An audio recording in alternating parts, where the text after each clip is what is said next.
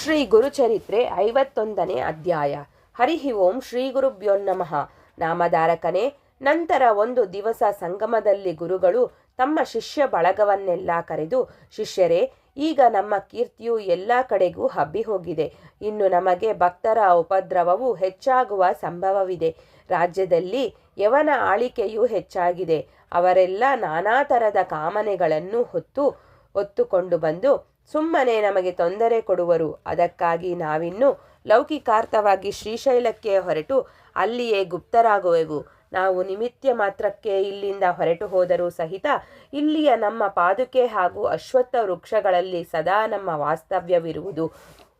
ಗಾಯನ ರೂಪದಿಂದ ನಮ್ಮನ್ನು ಸ್ತುತಿಸುವವರಿಗೆ, ಅನನ್ಯ ಭಕ್ತಿಯಿಂದ ಆರಾಧಿಸುವವರಿಗೆ ನಾವು ಸ್ವಪ್ನ ಮುಖಾಂತರ ದರ್ಶನ ಕೊಟ್ಟು ಅವರ ಕಷ್ಟ ನಿವಾರಿಸುತ್ತೇವೆ.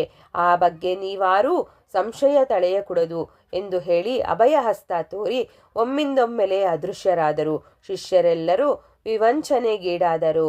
ಅವರು ಚಿಂತಾಕುಲರಾಗಿ ಮಠಕ್ಕೆ ಬಂದರು. ಆದರೆ ಮಠದಲ್ಲಿ ನಿತ್ಯ ಕುಂಡ್ರುವ ಸ್ಥಳದಲ್ಲಿ ಗುರುಗಳು ಕುಳಿತುಕೊಂಡಿದ್ದು ಕಾಣಿಸಿತು. ಮತ್ತೆ ಸ್ವಲ್ಪೇ ವೇಳೆಯಲ್ಲಿ ಅವರು ಅಂತರ್ಧಾನರಾದರು. ಜನರಿಗೆ ಬಹು ಆಶ್ಚರ್ಯವೆನಿಸಿತು. ತಾವು ಇನ್ನು ಮುಂದೆಯೂ ಮಠದಲ್ಲಿ ಇದೇ ರೀತಿಯಾಗಿ ಗುಪ್ತ ರೀತಿಯಿಂದ ಇರುತ್ತೇವೆ ಎಂಬುದನ್ನು ಗುರುಗಳು ಸೂಚಿಸುವುದಕ್ಕಾಗಿ ಹಾಗೆ ಲೀಲೆ ಮಾಡಿ ತೋರಿಸಿದರು. ನಂತರ ಗುರುಗಳು ಗಾಣಗಾಪುರದ ಭಕ್ತ ಸಮುದಾಯಕ್ಕೆಲ್ಲ ಸಾಂತ್ವನ ಹೇಳಿ ಶಿಷ್ಯರೊಂದಿಗೆ ಶ್ರೀಶೈಲಕ್ಕೆ ಬಂದರು. ಅಲ್ಲಿ ಪಾತಾಳಗಂಗೆಯ ತೀರದಲ್ಲಿ ಇಳಿದರು. ಶಿಷ್ಯರಿಗೆ, ಬೇಗ ನಮಗಾಗಿ ಒಂದು ಪುಷ್ಪಾಸನವನ್ನು ಸಿದ್ಧಪಡಿಸಿರಿ ಎಂದು ಆಜ್ಞೆ ಮಾಡಿದರು. ಶಿಷ್ಯರು ನಾನಾ ಥರದ ಹೂವುಗಳನ್ನು ತಂದು ಬಾಳೆಯ ಎಲೆಯ ಮೇಲೆ ಆ ಹೂವುಗಳನ್ನು ಹೊದಿಸಿ ಚೆನ್ನಾಗಿ ಬಿಗಿದು ಕಟ್ಟಿ ಒಂದು ಸುಂದರವಾದ ಪುಷ್ಪಾಸನವನ್ನು ಸಿದ್ಧಪಡಿಸಿದರು. ಅದನ್ನು ನೀರಿನಲ್ಲಿ ಬಿಡಿಸಿ ಗುರುಗಳು ಅದರ ಮೇಲೆ ಪದ್ಮಾಸನ ಹಾಕಿಕೊಂಡು ಕುಳಿತರು. ಶಿಷ್ಯರೆಲ್ಲರೂ ದುಃಖಕ್ಕೊಳಗಾದರು. ಗುರುಗಳು ಅವರಿಗೆ ಅಭಯಹಸ್ತ ತೋರಿ, ಶಿಷ್ಯೋತ್ತಮರೇ, ನಾವು ಲೌಕಿಕಾರ್ಥವಾಗಿ ಹೋಗುತ್ತಿದ್ದೇವೆ. ಆದರೆ ಗಾಣಗಾಪುರದಲ್ಲಿ ನಾವು ನಿಶ್ಚಯವಾಗಿ ನೆಲೆಸಿರುತ್ತೇವೆ.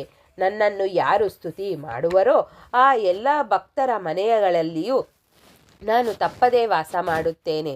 ನನ್ನ ಗುಣಗಾನ ಮಾಡುವವರಿಗೂ ಸೇವೆ ಆರಾಧನೆಗಳನ್ನು ಸಮರ್ಪಿಸುವವರಿಗೂ ಸ್ವಪ್ನ ಮುಖಾಂತರವಾಗಿ ದರ್ಶನ ಕೊಡುತ್ತೇವೆ. ಇದು ನಿರ್ಧಾರದ ಮಾತೆಂದು ತಿಳಿರಿ ಎನ್ನಲು ಎಲ್ಲ ಭಕ್ತರು ಗುರುಚರಣಗಳಿಗೆ ತಮ್ಮ ತಮ್ಮ ಮಸ್ತಕಗಳನ್ನು ಸ್ಪರ್ಶಿಸಿದರು. ಗುರುಗಳು ಎಲ್ಲರನ್ನೂ ಕೃಪಾದೃಷ್ಟಿಯಿಂದ ನೋಡಿದರು. ನಾವು ನಿಜ ಸ್ಥಾನಕ್ಕೆ ತಲುಪಿದೊಡನೆಯೇ ನಿಮಗೆ ಹೂಗಳ ಪ್ರಸಾದ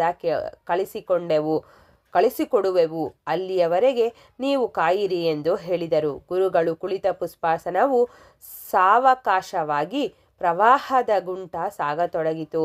ಅಂದು ಬಹುಧಾನ್ಯ ನಾಮ ಸಂವತ್ಸರದ ಉತ್ತರಾಯಣ, ಕುಂಭ ಸಂಕ್ರಾಂತಿ, ಶಿಶಿರ ಋತು, ಮಾಘ ಮಾಸ, ಕೃಷ್ಣ ಪಕ್ಷ ಪ್ರತಿಭೆಪದೆ ಶುಕ್ರವಾರ ಇದ್ದಿತು. ಇಂಥ ಪುಣ್ಯ ದಿನದಲ್ಲಿ ಗುರುಗಳು ನಿಜಾನಂದದಲ್ಲಿ ಲೀನರಾದರು. ಅಷ್ಟರಲ್ಲಿ ಪ್ರವಾಹದೆದುರು ಬದಿಯಿಂದ ನಾವಿಕನೊಬ್ಬನು ಬಂದನು. ಆತನು ದಂಡೆಯಲ್ಲಿ ನಿಂತಿರುವ ಶಿಷ್ಯ ಬಳಗದವರನ್ನು ಕುರಿತು, ಬ್ರಾಹ್ಮಣೋತ್ತಮರೇ, ನಾವು ಗುರುಗಳನ್ನು ಕಂಡೆವು. ಅವರು ಕದಲಿ ಈ ವನಕ್ಕೆ ಹೋಗುವರಂತೆ.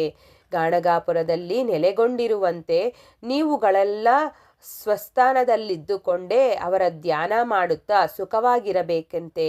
ಹೀಗೆ ನಿಮಗೆ ತಿಳಿಸಬೇಕೆಂದು ಅವರು ನನ್ನೊಂದಿಗೆ ಸಂದೇಶ ಕಳಿಸಿದ್ದಾರೆ ಎಂದನು. ಅಷ್ಟರಲ್ಲಿ ಗುರುಗಳು ಮೊದಲ ತಿಳಿಸಿದಂತೆ ಪ್ರವಾಹದೊಳಗಿಂದ ತೇಲುತ್ತಾ 4 ಪುಷ್ಪಗಳು ಅವರ ಸಮೀಪಕ್ಕೆ ಬಂದವು.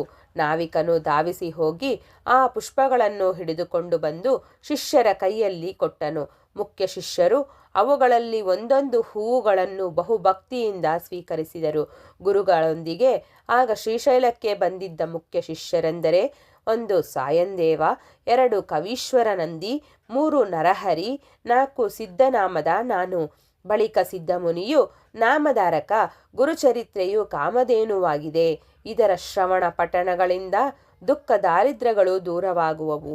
ಪುತ್ರ ಪೌತ್ರಾದಿ ಸಂತಾನ ವೃದ್ಧಿಯಾಗುವುದು. ಚತುರ್ವಿಧ ಪುರುಷಾರ್ಥಗಳು ಲಭಿಸುವವು ಎಂದು ಗುರುಚರಿತ್ರೆಯ ಮಹತ್ವವನ್ನು ತಿಳಿಸಿದನೆಂಬಲ್ಲಿಗೆ ಸಾರರೂಪ ಶ್ರೀ ಗುರುಚರಿತ್ರೆಯ 51ನೇ ಅಧ್ಯಾಯವು ಮುಕ್ತಾಯವಾಯಿತು.